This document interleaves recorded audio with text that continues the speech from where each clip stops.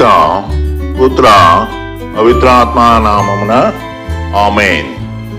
క్రీస్తునాథుని యందు మిక్కిలి ప్రేమగల ప్రేమైన సహోదరి సహోదరులారా, ఈరోజు మనము క్రీస్తు సాక్షాత్కార పండుగను కొనియాడుతూ ఉన్నాం.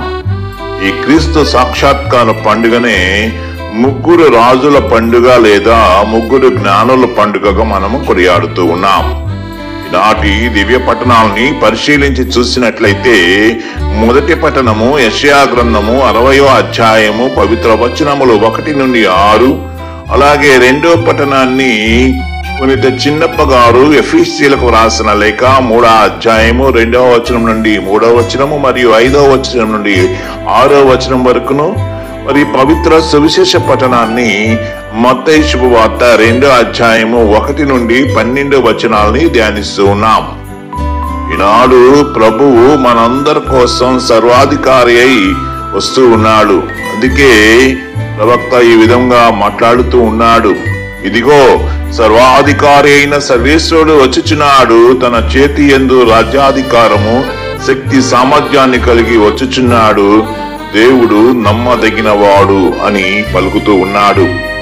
యా సహోదరి సహోదరులారా, క్రీస్తు సాక్షాత్కార పండుగ క్రీస్తు రాజుగా రక్షకుడిగా కేవలం యూదులకు మాత్రమే కాకుండా సర్వలోకానికి ఆయన రాజుగాను రక్షకుడు అని తెలియచేస్తూ ఉన్నది.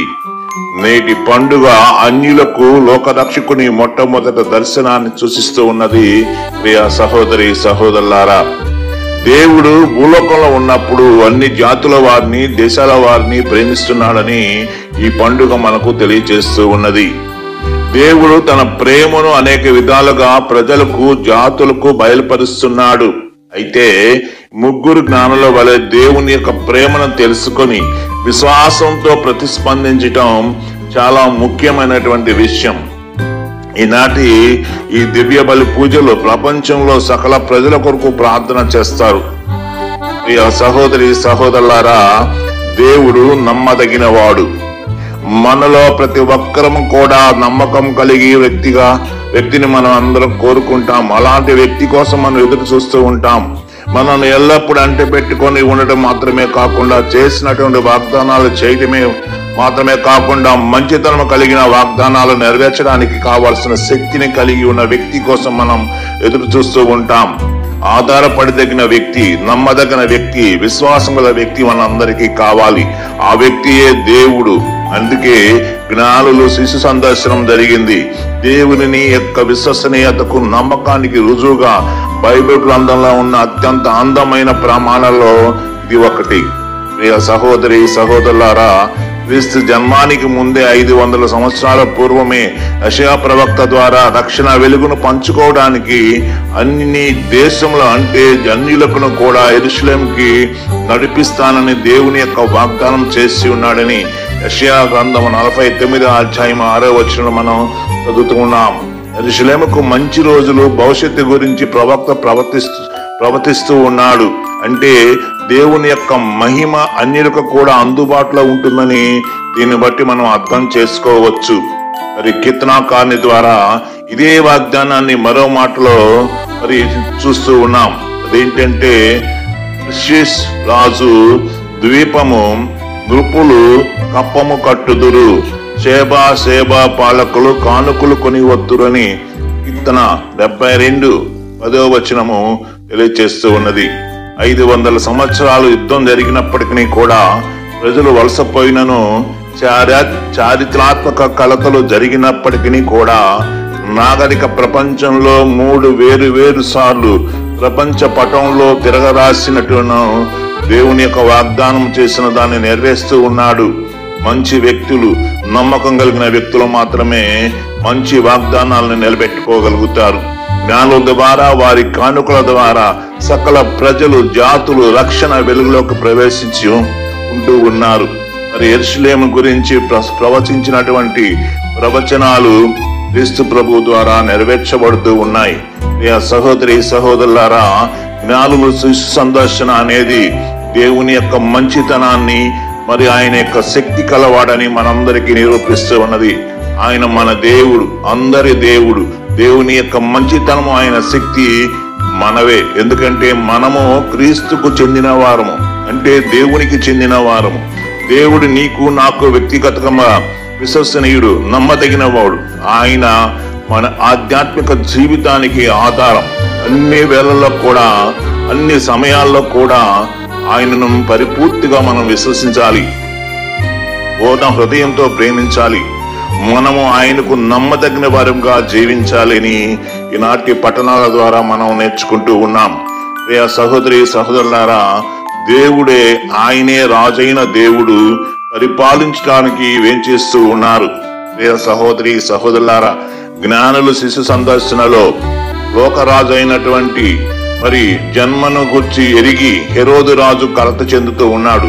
అదే వార్తను ఎరిగిన జ్ఞానులు ఎంతో ఆనందిస్తూ ఉన్నాడు. హెరోదు తన జీవితాంతం హత్యలు చేస్తూ అన్యాయంగా మరియు స్వార్థంతో జీవిస్తూ ఉన్నాడు. వ్యక్తిగత కీర్తి కోసం, పేరు ప్రతిష్టల కోసం రాజ్యాన్ని పరిపాలిస్తూ ఉన్నాడు. పరలోకం నుండి గొప్ప అధికారంతో క్రీస్తు లోకరాజుగా ఈ లోకంలోకి ఉద్భవిస్తూ ఉన్నాడు. హెరోదు భయపడిపోతూ ఉన్నాడు. క్రీస్తును హతం చేయకపోతే తన జీవితం ముగుస్తుందని కలత చెందుతూ ఉన్నాడు. ఇంకొక వైపు అన్య దేశాల నుండి వచ్చినటువంటి జ్ఞానులు లోకరక్షకుని పట్ల ఎంతగానో సంతోషిస్తూ ఉన్నారు. నేటి 2వ పట్టణంలో కూడా పౌలు గారు ఈ విషయాన్ని మనకు తెలియచేస్తూ ఉన్నారు. క్రీస్తు రాకతో యూదులు అన్యులు మధ్య దూరం చెరిగిపోయింది. క్రీస్తు పాలనలో ఇరువురు ఒకే ప్రజగా, దైవ ప్రజగా పిలువబడుతున్నారని పౌలు గారు మనకు తెలియచేస్తూ ఉన్నారు. ప్రియ సహోదరి సహోదరులారా, ఈనాటి జ్ఞానులు మనకు ఆదర్శంగా నిలుస్తూ ఉన్నారు. క్రీస్తుని చూడడానికి వచ్చినటువంటి జ్ఞానులు తూర్పు దేశం నుండి ప్రయాణమై వచ్చారు. యూదులు రాజుగా జన్మించిన దేవుణ్ణి దర్శించుకోవాలని ఆశించారు. సామెతలు 9వ అధ్యాయం 10వ వచనంలో ఇలా చదువుతూ ఉన్నాం. దేవునికి భయపడడం, ఆయనకు విధేయించటం జ్ఞానానికి మూలం అని చెప్పి వ్రాయబడి ఉన్నది. జ్ఞాన సంపన్నులు దేవునికి దగ్గరగా ఉంటారు కాబట్టి ఆయన ఇచ్చేటువంటి సంకేతాలను గ్రహిస్తారు, గౌరవిస్తారు. ఆ ముగ్గురు జ్ఞానులు దేవుని సృష్టి సంకేతాల పట్ల ఎంతో గౌరవాన్ని ప్రదర్శిస్తూ ఉంటారు. ఆకాశంలో వెలసిన విశేషమైన నక్షత్రాన్ని వాళ్ళు నిర్లక్ష్యం చేయలేదు. ఎందుకంటే అది దేవుని నుండి ఒక సందేశాన్ని మనకు అందిస్తుందని చెప్పి వారు గ్రహించి బయలుదేరి వస్తూ ఉన్నారు. కనుక నక్షత్రాన్ని చూసి జాడను బట్టి వెంటనే ప్రయాణమై వస్తూ ఉన్నారు. దేవుని స్తుతిని చేరుకుంటూ ఉన్నారు. జ్ఞానులైన వాళ్ళు దేవుని సందేశాల కోసం ఎదురు చూస్తూ ఉన్నారు. ఆ సందేశాలను పాటిస్తూ ఉన్నారు.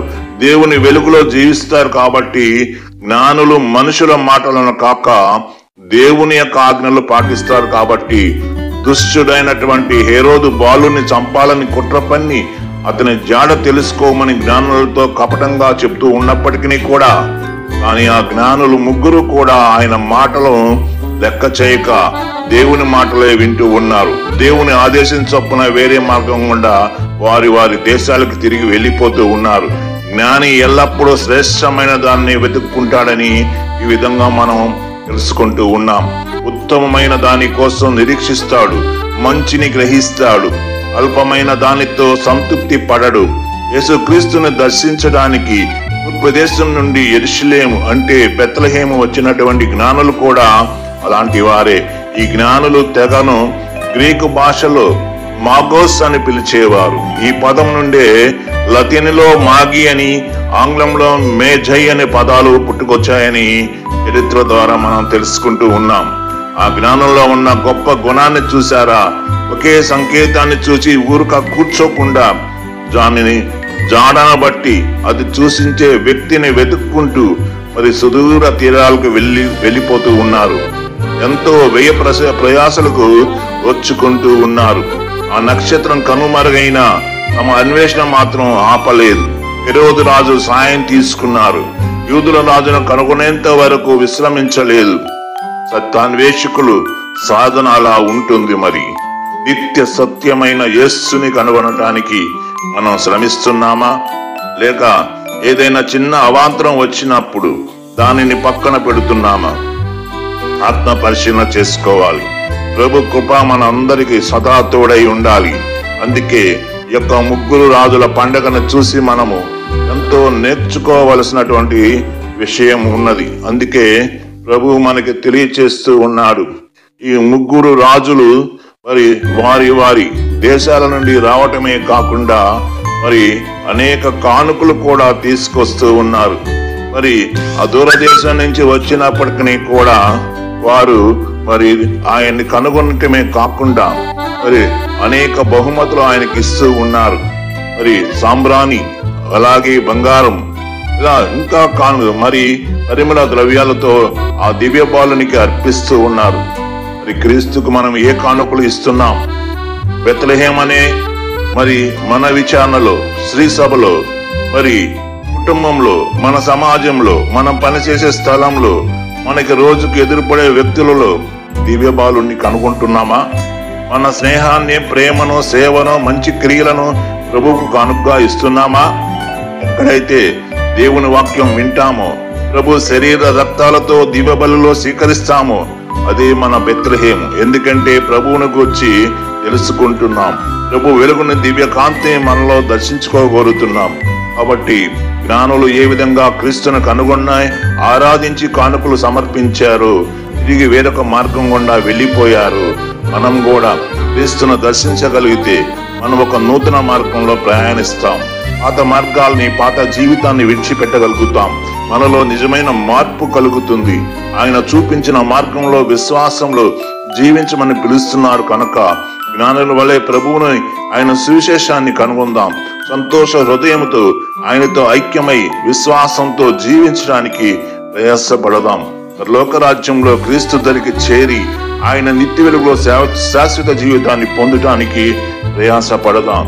ఈ యొక్క చిన్న వాక్యం ద్వారా మనందరినీ ఆ ముగ్గురు రాజుల పండుగ రోజున క్రీస్తు ప్రభు ఆశీర్వదించి మన జీవితాలలో మార్పు తీసుకుని రావటానికి ఇచ్చినటువంటి కృపా వరాలను వినియోగించుకొని మనసు మార్చుకొని దేవుని వైపు ప్రయాణిస్తూ మంచి మార్గంలో జీవిస్తూ దేవుని బిడ్డలుగా, ఆయన సొంత బిడ్డలుగా జీవించడానికి ప్రయాసపడదాం. పితా, పుత్ర, పవిత్రాత్మ నామమున ఆమేన్. ఈ వాక్య పరిచర్యని విన్న వారందరూ కూడా అనేక మందికి షేర్ చేసి 10 మందికి పంపించి నాకు సహాయపడగలరు. ఇట్లు మీ పూదోట స్వరాజ ప్రసాద్.